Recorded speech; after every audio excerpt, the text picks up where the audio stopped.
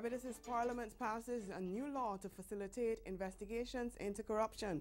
And in sport, Cricket West Indies announces changes to its selection policy and coaching appointments. I'm Dawn Paris and this is Caribbean in 10 for Thursday, April 11th, 2019.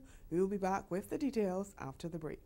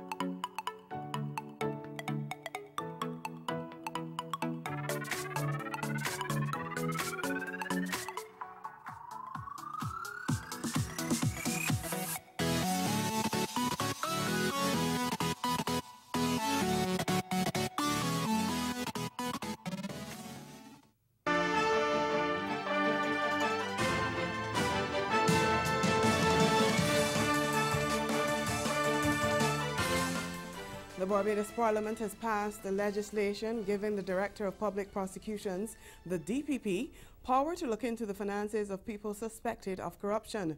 The move came as Attorney General Dale Marshall told the House that authorities had hit a brick wall in pursuing reported cases of corruption because of limitations within existing laws.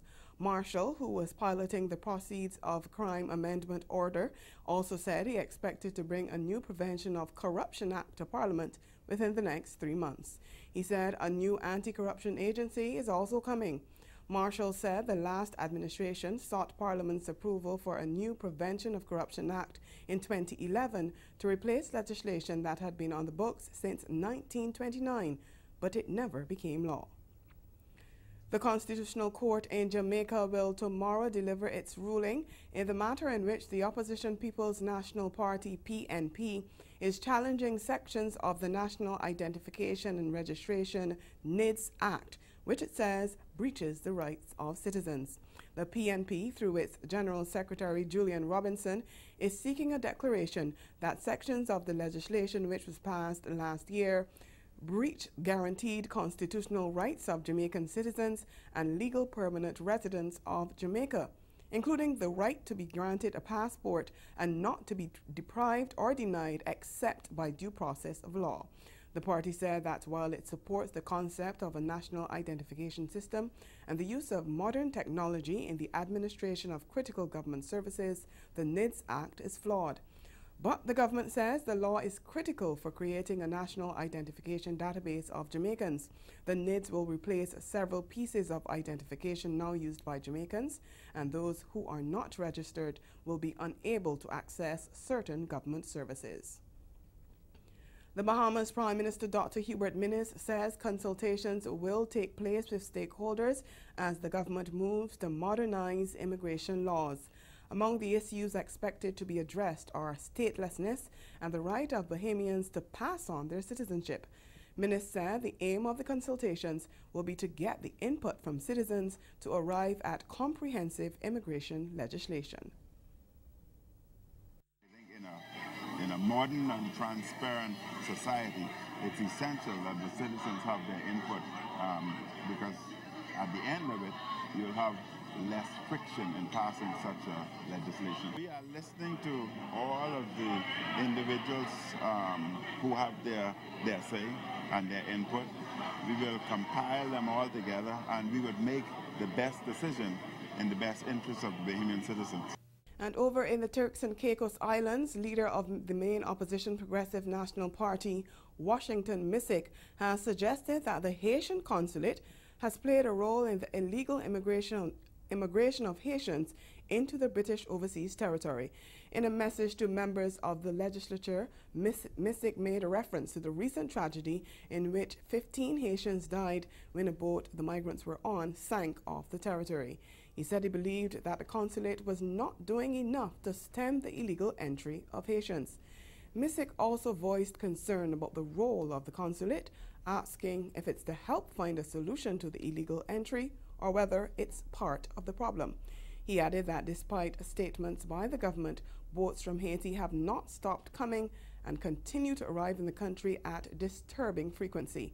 According to MISIC, the cost of repatriation to Haiti has risen to more than $4 million in the last 3 years, a heavy burden for a small public treasury. Stay with us, your Midday Sport is next. Over 1,000 dragon boat paddlers and supporters from countries like Canada, Panama, and the United States gathered at the Pigeon Point Heritage Park for the 4th biannual Pan American Dragon Boat Crew Championships. The park's water conditions are exceptional. One side is famous for its clear, calm waters, while the other side has deeper, choppier waters. That's perfect for visitors who are into sports such as dragon boat racing. So it's starting to foam there, as you can see.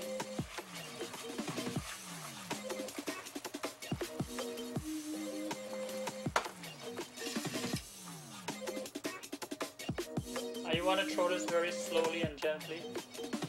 So now we're going to add our cake mixture to this here. You don't have to let it cool off, but just add slowly.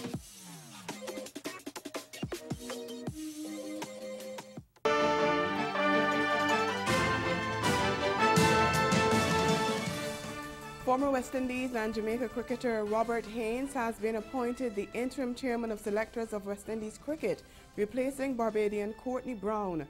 President of Cricket West Indies, Ricky Scarrett, made the announcement at a news conference in Antigua this morning.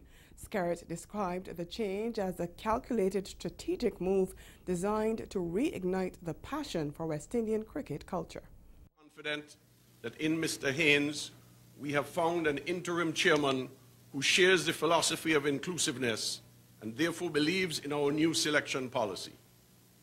Because of his impressive track record of good relations with players and past players, we have no doubt that Mr. Haynes will engage with players everywhere, strictly in the interest of what is best for West Indian cricket. Meanwhile, former West Indies captain Floyd Reefer has been appointed interim head coach of the men's senior team. He will serve in the post until the end of 2019 ICC Cricket World Cup in England and Wales.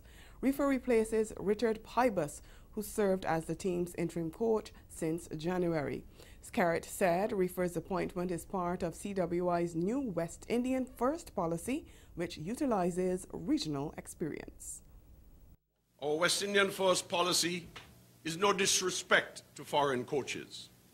On Tuesday, our board set a new standard of not less than 4 out of every 5 members of the coaching and support staff should be of West Indian origin. This enables us to continue to have international participants working for CWI in areas where there is no one of equal quality available regionally. But wherever there are foreign coaches in our system, we will be undertaking a clear succession plan for a local replacement. Developing and exposing regional expertise in coaching is a high priority for the future of our cricket. Our landmark decision to immediately introduce a well-suited young West Indian professional as our men's team coach is therefore a clear indicator of the seriousness of our West Indian First policy and represents our commitment to celebrate the best of what it means to be West Indian. And that's Caribbean in 10. Join us at 6:30 this evening for Caribbean Newsline. Good afternoon.